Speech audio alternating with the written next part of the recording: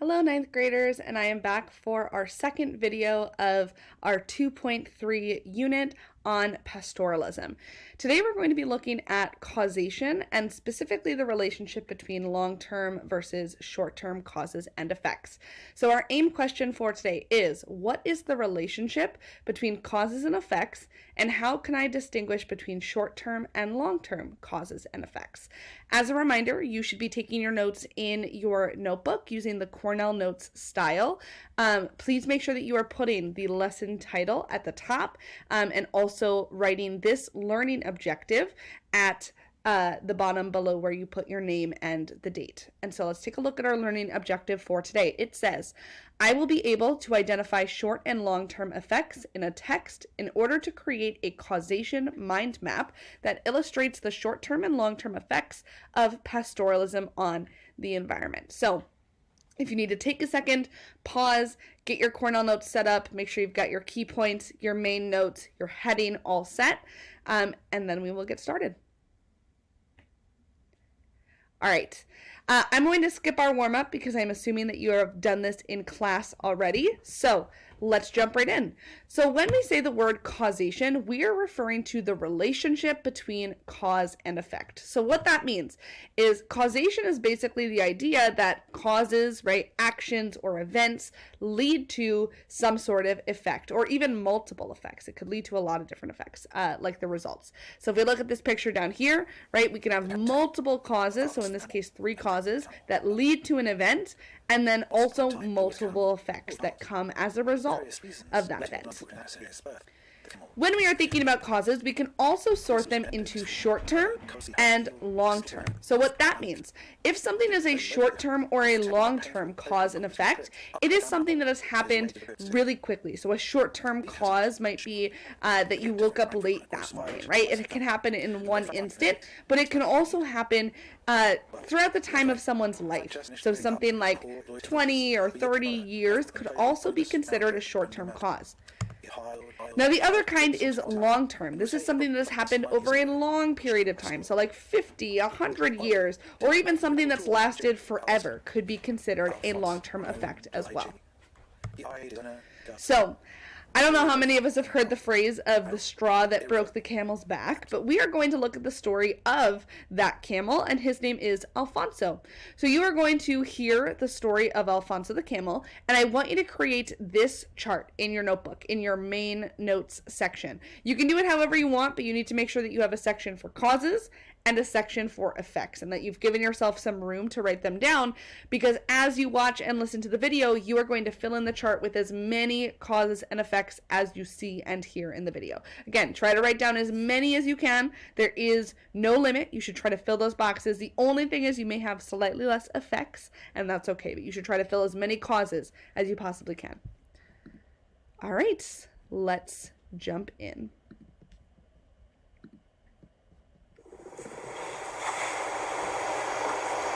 The terrible tale of Alphonse the camel and Frank the camel killer.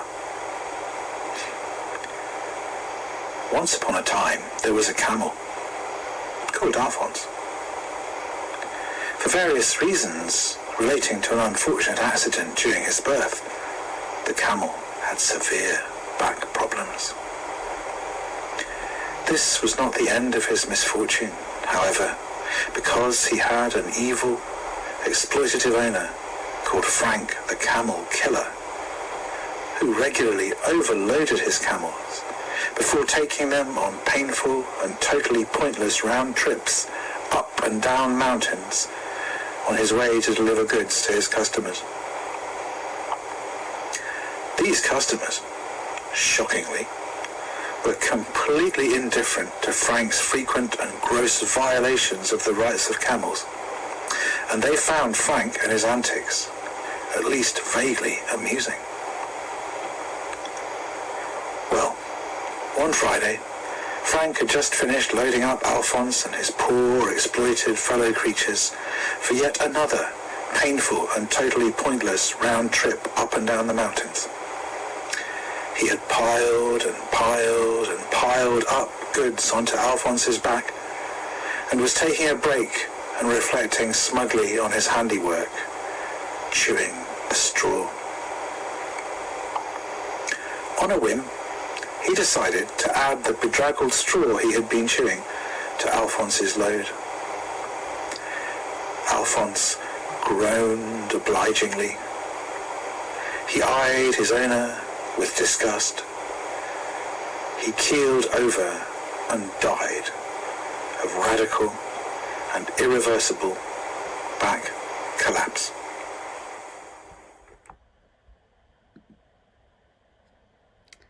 All right, so that is the story of Alphonse the camel. So let's go back to our chart and let's see some of the things that you wrote down in your causes and effects box. So I'm going to go over the ones that I put down first.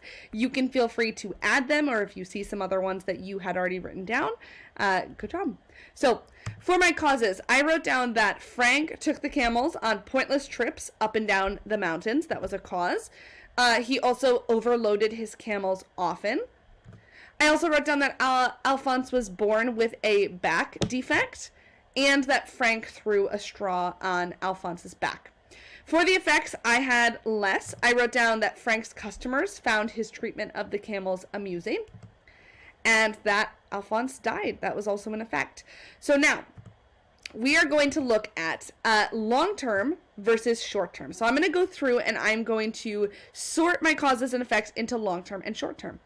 So if I take a look at my causes, I want to look for my long-term causes first. So Frank took the camels on pointless trips up and down the mountains. He did do it a lot, but I think that's more of a short-term kind of cause. But if I look at the next one, Frank overloaded his camels often. This was something he did a lot. That is going to be something that is a long-term effect. The other one that I want to put as a long-term effect is that Alphonse was born with a back defect. That was something that happened from when he was born. So both of those things, I'm going to write a little LT next to for long-term. Then when I go back to my other causes, I also have Frank threw a straw on Alphonse's back. That one's going to be a short-term cause, right? That's something he did right at the last minute. It still impacted him, but it was short-term.